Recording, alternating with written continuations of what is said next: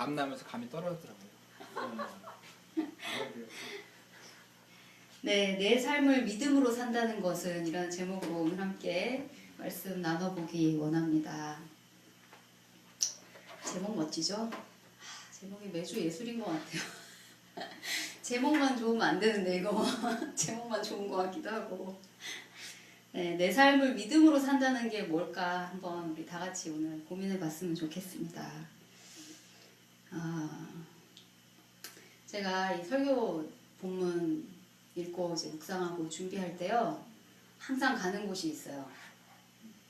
이게 집에도 이제 이렇게 조그맣게 제 기도할 수 있는 코너가 있는데, 거기서 하는 거랑 또 이렇게 예배당 가서 직접 준비하는 거랑 또 다르더라고요. 그래서 항상 예배 준비할 때 이제 드류 채플실 예배실 가서 준비를 합니다. 거기서 이제 본문 말씀 정하는 것부터 묵상하고 마음 준비하고 뭐 모든 것들을 거기서 다 끝내고 나오는데, 이 오늘 본문 말씀 묵상하면서 좀 졸리기도 하고 햇살이 너무 좋더라고요. 그래서 졸리기도 하고 막 그래갖고 거기 그 드류 채플실 중간에 보면은 동그란 카펫이 있어요. 그 일어서서 거기를 이렇게 그 원을 따라서 이렇게 걸었어요. 좀 뱅글뱅글, 누가 보면 좀 이상한 사람 아닌가 생각할 싶을 정도로 계속 돌았어요. 거기를 걷는데, 천천히 걷고 있는데 눈을 좀 감고 이렇게 묵상하면서 걷고 싶더라고요. 어차피 뭐 다칠 것도 없고 그냥 카펫 동그란 거니까 그 카펫 바깥으로 벗어나면은 이 발에 느껴지잖아요. 그러니까 이렇게 어차피 위험한 게 아니니까. 그래서 눈 감고 이제 그 카펫 안을 좀 걸으려고 걷기 시작했어요. 제가 정말 놀라운 걸 깨달았습니다. 분명히 발에 카펫이 느껴지기만 하면 아무것도 없다는 걸 잘 알거든요. 카펫 안에. 다칠 게 없다는, 위험 요소가 없다는 걸 아는데도 눈을 감고 그 원을 따라서 걷는데 한 3발짝이 맥시멈이더라고요. 불안한 거야. 앞에 뭐가 자꾸 있을 것 같아가지고. 그래서 눈을 계속 떴어요. 그래도 이번엔 좀 걸어봐야지. 이렇게 눈 감고 걸으면 또 이렇게 또 눈을 뜨게 되는 거예요. 그러면서 제가 참 보이지 않는 거를 믿는다는 게 참 어려운 일이겠구나라는 생각이 들었어요. 이 믿는다는 것, 특히 보이지 않는 것을 믿는다는 것은요, 뭐 아니면 도인 것 같아요.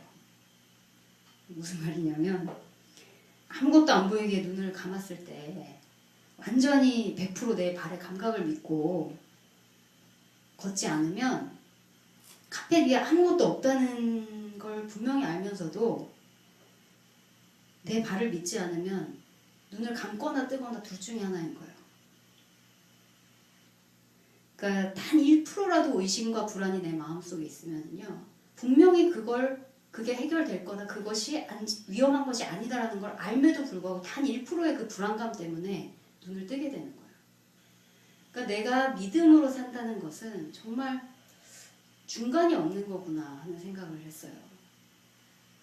오늘 바울의 이야기, 굉장히 짧은 본문의 말씀이죠. 믿음은 우리가 바라는 것들의 실상이요 보이지 않는 것들의 증거다.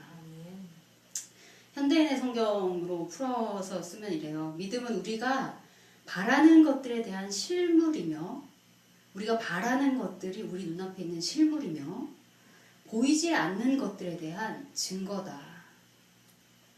이 실물과 증거, 바라는 것들의 실상이라는 그 실상이라는 단어가요, 휘포스타시스라는 원어입니다. 그 다음에 보이지 않는 것들에 대한 증거니 할 때 그 증거가요, 엘렌코스라는 원어예요. 이 두 가지가 보면은 이 바울이 뭘 의미했는지를 조금 더 명확하게 알 수 있을 것 같아요. 휘포스타시스라는 말은요, 확실성을 얘기해요. 확실성, 실제, 실현, 현실화, 그리고 객관적인 보증이라는 뜻이에요. 엘렌코스라는 말은 그야말로 증거, 그냥 눈앞에 우리가 법원에 증거 가지고 가듯이 눈앞에 보여지는 어떤 실제적인 증거를 얘기합니다. 이 둘 다 무슨 뜻이 있느냐, 둘 다 전혀 주관적이지 않은 객관성을 띈다 그래요. 객관성. 그러니까 이게 확신이라는 말과는 좀 다른 말이에요. 확신은 우리의 마음속에 있는 어떤 주관적인 믿음이잖아요. 이게 확실히 될 것이다 하는 믿음이잖아요. 그런 게 아니라 정말 실제로 우리가 만질 수 있고 눈으로 볼 수 있는 객관적인 것, 실물을 얘기하는 거예요. 그러나 믿음은 소위 사람들이 믿음이라는 것을 생각할 때요, 주관적인 것이라고 생각할 수 있잖아요. 그죠? 보통 우리가 무엇을 믿는다라고 할 때는요, 주관적이라고 보통은 생각하잖아요. 근데 오늘 말씀은 분명하게 주관적인 것들이 완전하게 객관적인 실제로 변할 때 그것이 믿음이라고 말씀합니다. 주관적인 것이 더 이상 주관적이지 않고 객관적인 실제로 임할 때 그것이 믿음이라는 거예요. 무슨 뜻인지 우리가 좀 살펴보기 전에 예수님께서 믿음을 어떤 식으로 표현하셨는가를 좀 볼 필요가 있을 것 같아요. 우리 마태복음 8장과 9장 한번 보실까요? 마태복음 9장 27절 한번 보실게요. 마태복음 9장 27절부터 30절까지 말씀입니다.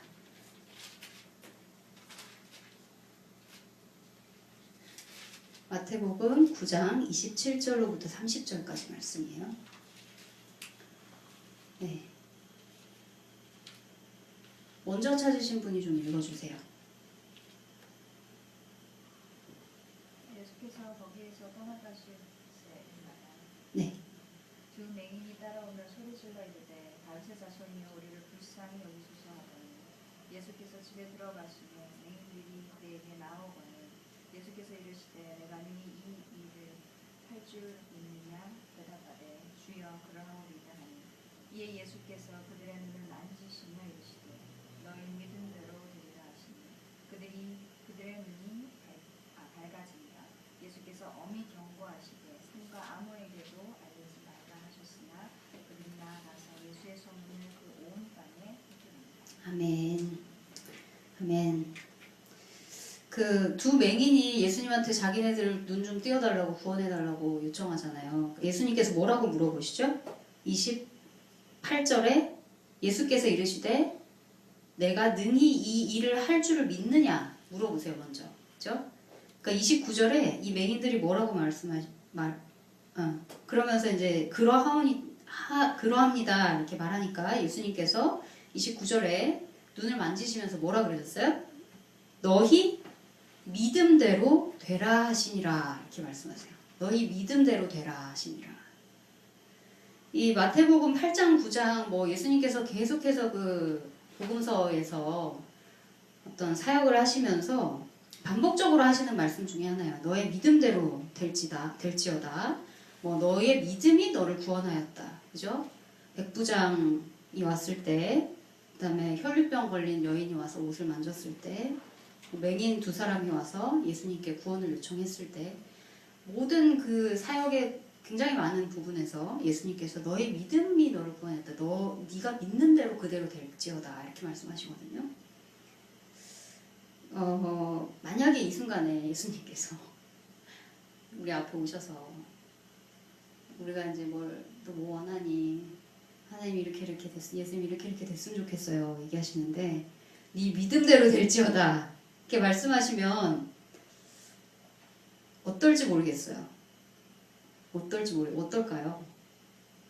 저는 곰곰이 생각해 보니까 내가 지금 믿고 있는 것이 어느 정도 수준인가, 내 삶에서 내가 구하고 하나님 앞에 계속해서 은혜를 구하면서 기도 제목, 고민거리들을 아뢰면서 내가 정말 단 1%의 불안과 의심도 없이 믿고 있는가. 예수님께서 나에게 오셔서 기도하는 중에 네 믿음대로 될지어다 이렇게 말씀하시면 내 삶에서 정말 그것이 일어날 수 있을 것인가. 내 믿음대로 된다고 한다면.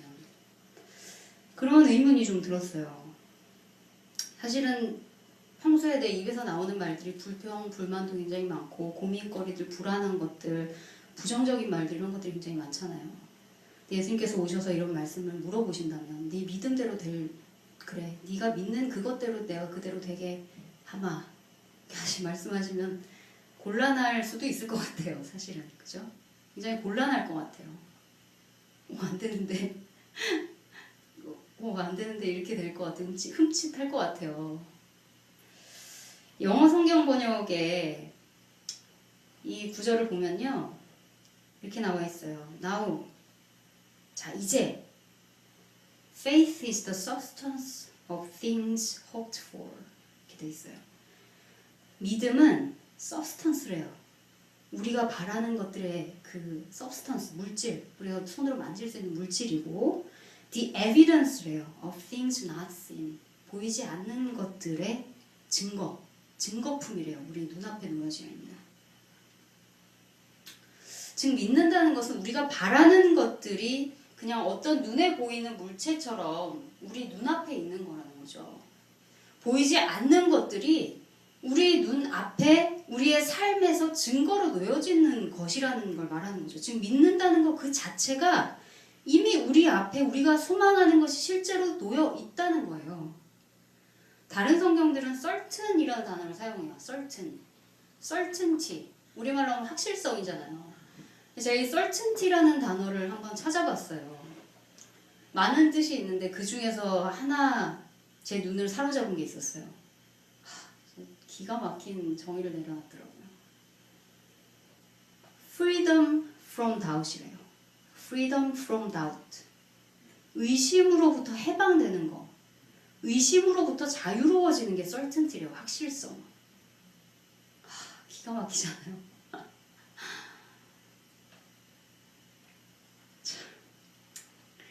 의심, 우리 마음에 단 1%의 아주 조금의 불안감, 초조, 염려, 고민들, 갈팡질팡하는 아무것도 모르겠는 그런 것들, 그런 걸로부터요 완전하게 해방되는 게 믿음이래요. 이런 게 믿음인데 그런 믿음이라는 것은 애초부터 우리 마음속에 확실히 된다라는 그 증거를 가지고 있는 거잖아요. 전제하고 있는 거잖아요. 확정되는 거, 완전히 인이 박혀버리는 거. 정말 제가 아까도 말씀드렸지만 뭐 아니면 도인 거예요, 믿음은. 그죠? 베드로가 바다 위로 걷다가 빠지잖아요. 믿음은 그런 것 같아요. 믿고 믿지 않고의 차이는 어느 중간이 있을 수가 없는 것 같습니다. 바다 위에 있거나 바다 아래에 빠지거나 둘 중에 하나인 거예요. 내 눈앞에 있는 실체이거나 의심이거나 둘 중에 하나인 겁니다. 믿음에는 결코 중간이 있을 수 없어요. 왜냐? 수시로 변하는 사람과의 관계에서는 사람의 생각, 내 마음, 내가 생각하고 판단하는 거, 그런 것들을 만약에 내가 믿는다고 한다면 그런 것들은 그 자체가 변할 수 있잖아요. 그죠? 근데 모든 변할 수 없는 거, 변치 않는 것을 믿는다는 것은요, 그 결과가 바뀔 수가 없어요. 하나님의 말씀을 우리가 완전하게 믿는다는 것은 그것에서부터 이미 그 결과가 정해져 있는 거죠. 수시로 변하는 상황에서 우리의 삶 속에서 그냥 우리의 삶을, 사람의 판단을, 생각을, 관계를 믿는다고 한다면 그런 것들은 이미 애초부터 그 결과가 변할 수 있는 거예요. 이런 말이 있잖아요. 사랑은 믿음의 대상이 아니라 사랑의 대상이다. 그죠? 결혼하는 이제 부부들 앞에 놓고도 막 이런 말 많이들 하더라고요. 사람은 믿음의 대상이 아니라 사랑의 대상이다. 그러나 변치 않는 것이야말로 우리가 믿을 수 있는 것이죠. 그렇다면 우리가 어떻게 우리의 믿음의 성장을 가지고 올 수 있을까? 어떻게 우리의 믿음이 성장할 수 있을까? 언제 우리의 믿음이 성장할 수 있나요? 오늘 우리 청암교회 오전에 말씀드렸는데 제가 참 많이 은혜를 받았는데 오늘 제가 그 말씀 본문 묵상하면서 굉장히 그런 많은 부분, 겹치는 부분들이 있더라고요. 우리의 믿음이 성장하는 것은 언제죠? 위기를 경험할 때잖아요.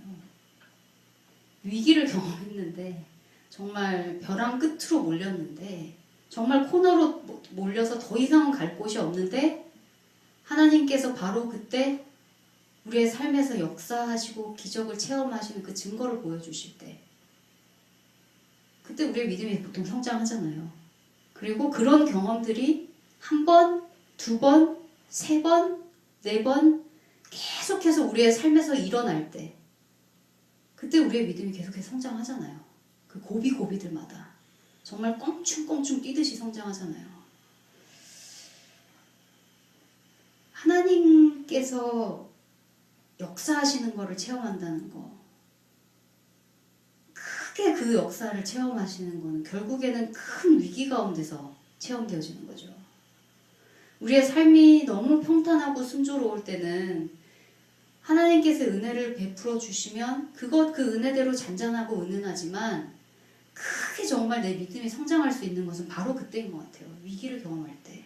하나님께서 나를 붙잡아 일으켜 주심을 달리다 보면 일어나라 말씀하실 때 그때 우리가 신앙에 성숙되고 믿음이 확 자라나는 걸 느낄 수 있는 것 같아요. 이 열왕기 하에 보면 엘리사가 아람 왕이 보낸 그 군사들로 쫙 둘러싸여 있어요. 밤새도록. 이제 아침에 그 사환이 제자가 문을 열고 딱 나오니까 온 군대의 병거와 온갖 말들과 굉장히 수많은 그 군대들이 막 다 둘러싸고 있는 거예요, 집을. 그래서 사환이 어떻게 해요? 완전히 겁에 질려가지고 막 뛰어들어가서 엘리사한테 얘기합니다. 선생님, 큰일 났습니다. 우리 지금 죽게 되었습니다. 이거 언제 다칠지, 언제 이런 일이 생길까 했더니 드디어 또 이런 일이 생겼습니다. 아람 왕이 군대를 보내서 우리를 완전 진치고 둘러쌌습니다. 우린 이제 죽은 목숨입니다. 엘리사가 그때 뭐라고 하죠? 엘리사가요, 두려워하지 말라 이렇게 얘기해요. 그러면서 우리와 함께 한 자가 그들과 함께 한 자보다 많다 그래요. 지금 우리 집에는 엘리사랑 사환뿐이 없는데 우리와 함께 한 자가 그들을 둘러싼 그들과 함께 한 자들보다도 더 많대요. 사환이 이게 무슨 소린가 했어요. 엘리사가 그때 하나님께 기도합니다. 하나님, 믿음의 눈을 뜨여서 저 사환으로 하여금 누가 우리와 함께 하시는지를 보게 하소서, 눈을 열어주소서 이렇게 기도해요. 그러니까 사환이 믿음의 눈이 확 열려서 보는데 어떻게 되냐면 불병과 불말들이 쫙 그 둘러싼 군대 자체를 이렇게 쫙 둘러싸고 있는 거예요. 그 보게 해주시는 거 하나님이. 그러니까 그 사환이 정말 기가 막힐 노릇이죠. 단 둘밖에 없다고 생각을 했는데 믿음의 눈을 열어서 보이지 않는 것들이 보이기 시작하니까 어마어마한 일이 지금 내 눈앞에 벌어지고 있는 거예요. 믿음은 바라는 것 같이 저 멀리 그냥 아득하게만 보이는, 흐릿하게 보이는 것들이 내 손에 잡히는 거, 내 눈에 안 보이는 것들이 내 눈 앞에 이미 증거로 와 있는 게 믿음이라고 합니다. 만약에 우리의 삶에서 고민이 있고 불안감이 내 마음에 있다면 우리가 한번 잘 살펴봐야 될 것 같아요. 우리가 바다 위를 걷고 있는지 바다에 빠져 있는지 한번 잘 봐야 될 것 같아요. 단 1%의 의심과 불안이 있다면 우리는 의심에서 자유롭지 못합니다. 우리는 그런 확실성을 가지고 있지 못한 거예요. 예수님께서 말씀하셔서 너의 믿음대로, 네가 믿는 대로 그대로 되게 해줄게 말씀하실 때 우리의 마음이 어떻게 무엇을 얼마나 확실하게 믿고 있는가, 그걸 참 진짜 하나님께서 그렇게 응답 주시기 전에 우리가 먼저 우리 마음 확인해 봐야 될 것 같다는 생각이 듭니다. 그 베드로가 바다에 빠져서 허우적거릴 때 만약에 예수님께서 이렇게 다가가셔서 네 믿음대로 될지어다 이렇게 말씀하셨으면 진짜 곤란했을 것 같아요. 그죠? 베드로는 아마 빠져 죽었을 거예요. 왜냐? 바닷속에 허우적거리고 빠져 있을 때는요, 아 이러다 죽겠구나 하는 생각밖에 없으니까. 근데 예수님께서 다행히도 베드로에게 가서 뭐라고 말씀하셨죠? 으이구 이 어리석은 인간아, 뭘 그렇게 불안하고 의심해하니, 손 잡아 이렇게 주시잖아요. 함께 바다 위를 걸어서 배로 다시 돌아가시잖아요. 참 은혜로 사는 삶이죠, 우리의 삶이. 진짜 베드로와 같이 바다 밑에 빠져서 허우적거리는 것 같은 삶일 때가 정말 일수인데 예수님께서 그런 때는 이 믿음대로 될지어다 말씀 안 하시고 오셔가지고 이 인간아 좀 믿지 뭘 그렇게 힘들어하니 이렇게 말씀을 잡아 일으켜주시는 그 은혜가 얼마나 큰지 모르겠어요.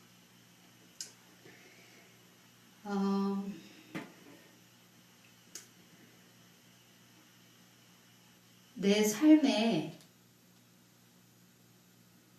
내가 무엇을 믿는가도 굉장히 중요하지만 그것을 얼마나 어떻게 믿는가가 훨씬 더 중요하다는 거. 그게 믿음의 본질상 가장 중요한 것이라는 걸 오늘 바울이 말씀해주고 있습니다. 잘 믿으셔야 될 것 같아요. 저도 그렇고 우리 여기 모인 모든 분들이 삶에서 정말 위기가 닥칠 때는 특히나 더 내 삶에서 어려운 문제들이 내 눈앞에 펼쳐질 때는 특히나 더 확실하게 믿으셔야 될 것 같아요. 바로 그때가 예수님께서 다가오셔서 정말 간절하게 예수님한테 기도드릴 때 바로 그때 예수님께서 우리에게 다가오셔서 네가 믿느냐? 네 믿음대로 될지어다 말씀하시는 바로 그때이기 때문입니다. 우리 한 주간도 우리의 삶에서 굉장히 불확실성으로 가득 차 있잖아요. 우리의 현재는. 그런데 우리가 믿는다면 우리의 그런 믿음이 정말 의심으로부터 자유로워지는 그러한 믿음이 우리 마음속에 있다면 그런 불확실성의 현재가 확실성의 미래로 이미 임하여지는 그런 경험들이 되어질 줄로 믿습니다. 우리 함께 이 시간 기도했으면 좋겠습니다. 이렇게 찬양 들으시면서 조용히 묵상하셔도 좋고요.